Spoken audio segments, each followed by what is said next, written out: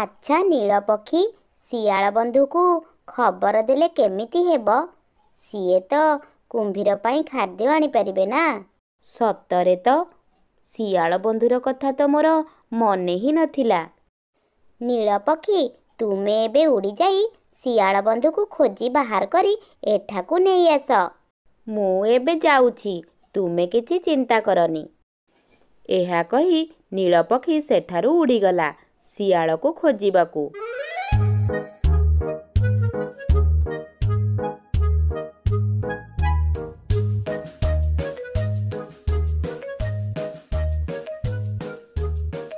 କୁମ୍ଭୀର ବନ୍ଧୁ, ତୁମେ ଜମାରୁ ବ୍ୟସ୍ତ ହୁଅନି। ତୁମ ପାଇଁ ଖାଦ୍ୟର ବ୍ୟବସ୍ଥା କିଛି ନା କିଛି ହେବ। ତୁମକୁ ମୁଁ କ'ଣ କହି ଯେ ଧନ୍ୟବାଦ ଦେବି ତାହା ମୁଁ ବୁଝିପାରୁନି। ନା ନା ବନ୍ଧୁ, ତୁମେ ଧନ୍ୟବାଦ ଜଣାଇବା କିଛି ଦରକାର ନାହିଁ। ବନ୍ଧୁ ତ ବନ୍ଧୁ ପାଇଁ ଅନେକ କିଛି କରିପାରେ। ଆମେ ତ ତୁମ ପାଇଁ ସେମିତି କିଛି ବି ହେଲେ କରିନୁ। ଏପଟେ ନୀଳପକ୍ଷୀ ଜଙ୍ଗଲରେ ଉଡ଼ି ଉଡ଼ି ଶିଆଳକୁ ଖୋଜିବାରେ ଲାଗିଛି। ଶିଆଳ ବନ୍ଧୁ, ଶିଆଳ ବନ୍ଧୁ, ଓ ଶିଆଳ ବନ୍ଧୁ, ଆଜି କ'ଣ ହେଇଛି? ଶିଆଳର କ'ଣ ଦେଖା ହିଁ ମିଳୁନାହିଁ। ଶିଆଳ ବନ୍ଧୁ, ଓ ଶିଆଳ ବନ୍ଧୁ। ଏହି ସମୟରେ ଶିଆଳ ଗୋଟିଏ ବୁଦା ପାଖରୁ ବାହାରିଲା। ଆରେ କ'ଣ ହେଲା ବନ୍ଧୁ ନୀଳପକ୍ଷୀ, ଏତେ ସକାଳୁ ସକାଳୁ ମୋତେ ଖୋଜୁଛ କ'ଣ ପାଇଁ? କିଛି ସମସ୍ୟା ହେଇନି ତ? ସକାଳ ମାନେ ଦ୍ୱିପହର ହେବାକୁ ବସିଲାଣି, ଆଉ ତୁମେ କହୁଛ ସକାଳ? କାଲି ରାତିରେ ଟିକେ ଡେରିରେ ଶୋଇଥିଲି ତ, ତୁମ ଡାକ ଶୁଣି ନିଦ ଭାଙ୍ଗିଲା ଏବେ।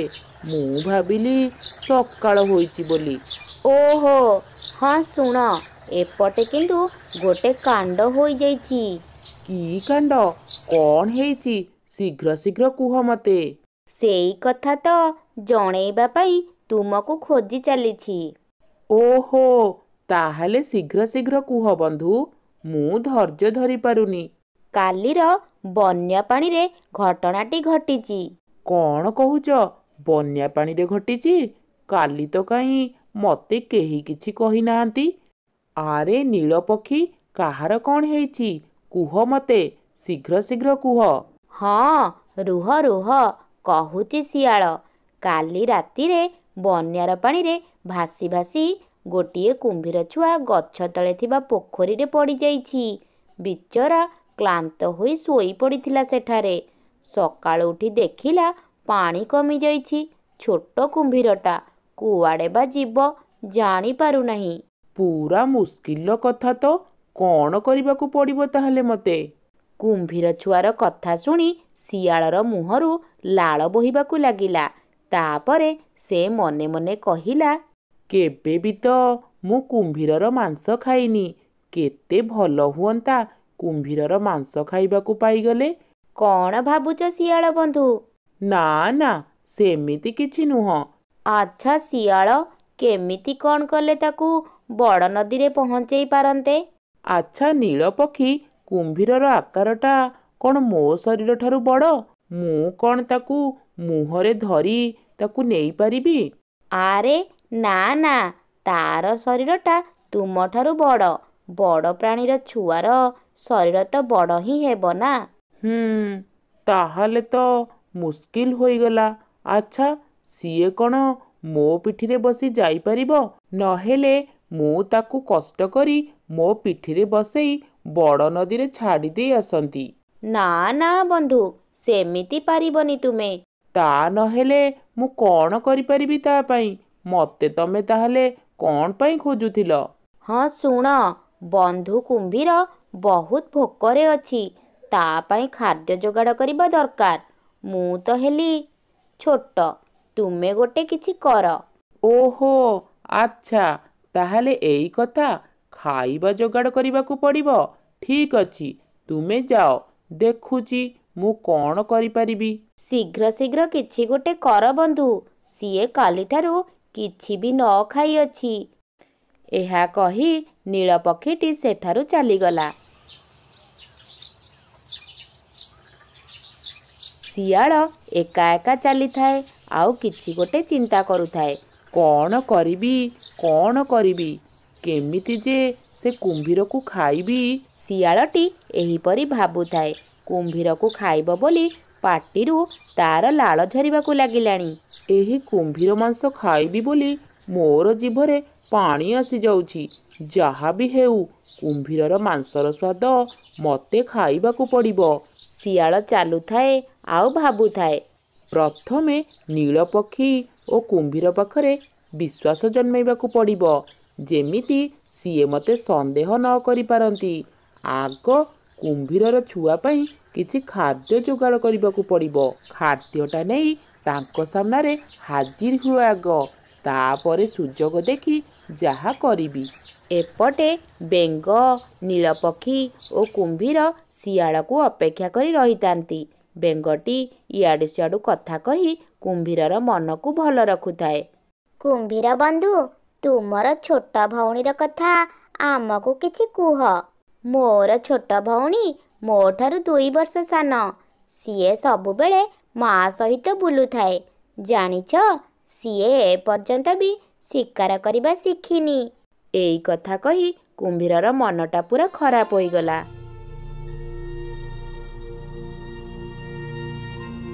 ଓହୋ, ମନ ଖରାପ କରନି କୁମ୍ଭୀର। ଘର କଥା ତୁମର ମନେ ପଡ଼ୁଛି, ଏ କଥା ଆମେ ବୁଝିପାରୁଛୁ। ହେଲେ ତୁମର ବାପା ମା ତୁମ କଥା ଶୁଣି ଟିକେ ଭଲରେ ଅଛନ୍ତି। ତୁମେ ଆଉ ସବୁବେଳେ ମନ ଦୁଃଖ କରି ରୁହନି, ବୁଝିଲ? ନା ନା, ପରିବାର କଥା ମୁଁ ଭାବୁନି। ମୋର ଟିକେ ମୋ ଛୋଟ ଭଉଣୀର କଥା ମନେ ପଡ଼ିଗଲା ତ। ତାକୁ ଶିକାର କରି ଆସେନି। ମୁଁ ଛୋଟ ମାଛ ଶିକାର କରି ଏକା ଖାଏନି। ତାକୁ ଆମେ ଭାଗ କରିକି ହିଁ ଖାଉ। ଆଉ ଏବେ ତ ସିଏ ଛୋଟ ମାଛ ଆଉ ଖାଉନଥିବ। ମା ତ ବଡ଼ ମାଛ ଶିକାର କରେ। ସିଏ ଖାଲି ବଡ଼ ମାଛ ହିଁ ଖାଉଥିବ। ଓହୋ, ଏଇ କଥା। ବନ୍ଧୁ କୁମ୍ଭୀର, ତୁମେ ଯୋଉଦିନ ଏଠାରୁ ଫେରିଯିବ ସେଇଦିନ ବହୁତ ଛୋଟ ଛୋଟ ମାଛ ଶିକାର କରି ତା ପାଇଁ ନେଇକି ଯିବ, ହେଲା? ହଁ ହଁ, ନେଇକି ହିଁ ଯିବି। ଆଉ ଏପଟେ ଶିଆଳ ତାର ଶିକାର ଖୋଜି ଚାଲିଛି।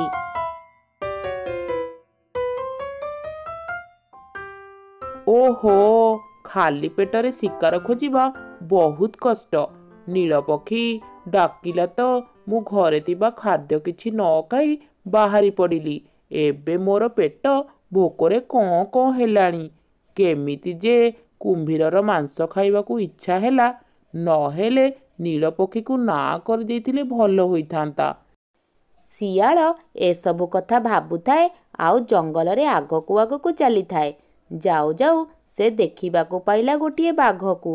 ବାଘଟି ଗୋଟିଏ ଗଛର ତଳେ ବସିଥିଲା। ବାଘକୁ ଦେଖି ଶିଆଳର ମୁଣ୍ଡକୁ ଗୋଟିଏ ବୁଦ୍ଧି ଆସିଲା। ଶିଆଳ ସାଙ୍ଗେ ସାଙ୍ଗେ ବାଘ ପାଖକୁ ଆସିଲା। ଆରେ ବାଘ ମାମୁଁ, ଏ ସମୟରେ ବସିଅଛ ଯେ? ଏବେ ତ ଆହାର ଖିଆ ସରିଲା, ତ ଟିକେ ଘୁମେଇଥିଲି। ଓହୋ, ଏଇ କଥା। ହେଲେ ଏପଟେ କିନ୍ତୁ ଗୋଟେ କାଣ୍ଡ ଘଟିଗଲାଣି। କି କାଣ୍ଡରେ ଭଣଜା? ତୁ ଆଉ ବାହା ପାହା ହୋଇଯାଇନୁ ତ? ଶିଆଳ ଟିକେ ଲାଜେଇ ଗଲା ଆଉ କହିଲା, କ'ଣ ଯେ କହୁଛ ମାମୁଁ? ମୋର ବାହାଘର ହେବ ଆଉ ତୁମେ ଜାଣିବନି? ସେଇ କଥା ତ ମୁଁ ଜାଣିପାରୁନି ଏତେ ଦିନ। ନହେଲେ ଏ ଜଙ୍ଗଲରେ ଆଉ କି କାଣ୍ଡ ଘଟିବ? ଗୋଟିଏ କୁମ୍ଭୀର ଛୁଆ କାଲି ରାତିର ବନ୍ୟାରେ ଭାସି ଆସି ସେ ପୋଖରୀରେ ରହିଯାଇଛି। ଓହୋ, ତୁ ଏ କଥାଟା ତ ମୋତେ ଆଗରୁ କାହିଁକି କହିନୁ ତ? ମୋତେ ଭୋକ ହେଲାରୁ ମୁଁ 4 ଦିନ ତଳର ବାସି ମାଂସ ଖାଇଲି। ଧେତ୍, ମାଂସଗୁଡ଼ା ପୁରା ଖରାପ ହୋଇଯାଇଥିଲା ପରି ଲାଗୁଥିଲା। ଆରେ ବାଘ ମାମୁଁ, ତାହେଲେ ଏବେ କ'ଣ କରିବା? କ'ଣ ଆଉ କରିବା? ତାକୁ ରଖିଥା। ଭୋକ ଲାଗିଲେ ତାକୁ ଆମେ ଅଏସ୍ କରିକି ଖାଇବା। ହଁ ଯେ, ଖାଇବ ତ, ହେଲେ ସମସ୍ୟାଟା ଟିକେ ରହିଯାଇଛି। ସମସ୍ୟା? ପୁଣି କ'ଣ ସମସ୍ୟା? ମାମୁଁ, କୁମ୍ଭୀର ଛୁଆକୁ ତ ତମେ ଖାଇପାରିବ ନାହିଁ। ବାଘ ତାପରେ ରାଗିଯାଇ କହିଲା, କ'ଣ ପାଇଁ ମୁଁ ଖାଇପାରିବିନି? କାରଣ ନୀଳପକ୍ଷୀ ଓ ବେଙ୍ଗ କୁମ୍ଭୀର ସହିତ ବନ୍ଧୁ ହୋଇଯାଇଛନ୍ତି। ଏବେ ତ ତୁମେ ଆଉ ଜଙ୍ଗଲର ନିୟମ ଭାଙ୍ଗି ପାରିବନି ନା। ସିଂହ ରାଜା ଯଦି ଜାଣିବେ ତୁମେ ଜଙ୍ଗଲର କୌଣସି ଅତିଥିଙ୍କୁ ହତ୍ୟା କରିଛ, ତାହେଲେ ଜଙ୍ଗଲର ଆଇନ ଅନୁସାରେ ତୁମକୁ ଅଲଗା କରିଦିଆଯାଇପାରେ। ଏଇ ନୀଳପକ୍ଷୀ ଓ ବେଙ୍ଗର କ'ଣ କିଛି କାମ ନାହିଁ ନା କ'ଣ? ସେମାନେ ଅଯଥାଟାରେ କୁମ୍ଭୀର ଛୁଆ ସହିତ ବନ୍ଧୁ ହେଉଥିଲେ କ'ଣ ପାଇଁ? ଯାହା ତ ହେବା କଥା ତାହା ତ ହୋଇଯାଇଛି ମାମୁଁ। ଏବେ ସେ କୁମ୍ଭୀର ଛୁଆଟାକୁ କେମିତି ଖାଇବା ସେ କଥାଟା ଟିକେ ଭାବ। ଭାବିକି ଆଉ କ'ଣ ଲାଭ ଯେ? ଜଙ୍ଗଲର ନିୟମ ତ ମାନିବାକୁ ପଡ଼ିବ ନା। ଛାଡ଼ିଦେ ଏସବୁ ଚିନ୍ତା। ଶିଆଳ ଦେଖିଲା ବାଘ ଓହରି ଯାଉଛି। ସେ ଭାବିଲା ବାଘକୁ ନ ପଟେଇଲେ କୁମ୍ଭୀରର ମାଂସ ଖାଇବା ଇଚ୍ଛାଟା ତ ପୂରଣ ହିଁ ହେବନି। ମାମୁଁ, ଯଦି କିଛି ନ ଭାବିବ ତାହେଲେ ଗୋଟେ କଥା କହିବି। ହଁ କହୁନୁ, କହ। ଏତେ ସଙ୍କୋଚ କାହିଁକି କରୁଛୁ? ତୁମେ କୁମ୍ଭୀରର ମାଂସ କେବେ ଖାଇଛ କି? ନା, ଖାଇନି। ମାମୁଁ, ମୁଁ ବି ଖାଇନି। ହେଲେ କୁମ୍ଭୀର ଛୁଆର ନାଁ ଶୁଣି ମୁଁ ମୋ ପାଟିର ଲାଳକୁ ରୋକି ପାରୁନି। ତାହା ତ ବୁଝିଲି, ହେଲେ ଉପାୟ ତ ନାହିଁ। ଶିଆଳ ବାଘକୁ ଟିକେ ପଟେଇ ପାରିଛି। ସେଇ ଖୁସିରେ ଆଗ୍ରହରେ ସେ କହିଲା, ଓ ମାମୁଁ, କିଛି ଗୋଟେ ଭାବନା। ହାତରେ ଏତେ ବଡ଼ ଗୋଟେ ସୁଯୋଗ ପାଇ ଛାଡ଼ିଦେବା କେମିତି ଯେ?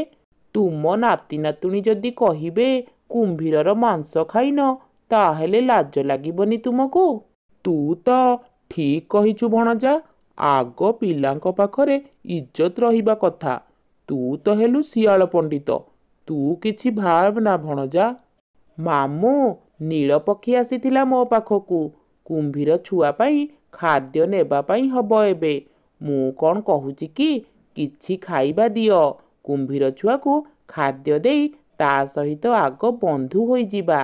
ତାପରେ ନୀଳପକ୍ଷୀ ଓ ବେଙ୍ଗକୁ ମ୍ୟାନେଜ କରି କୁମ୍ଭୀର ଛୁଆକୁ ତୁମ ପିଠିରେ ନେବା ପାଇଁ ତୁମକୁ ଅନୁରୋଧ କରି ପହଞ୍ଚେଇବା ପାଇଁ କହିବା। ତାପରେ ସେଇ ସୁଯୋଗରେ ତାକୁ ଆମେ 2 ଜଣ ଯାକ ଆରାମରେ ଅଏସ୍ କରି ଖାଇବାର ସୁଯୋଗ ନେବା।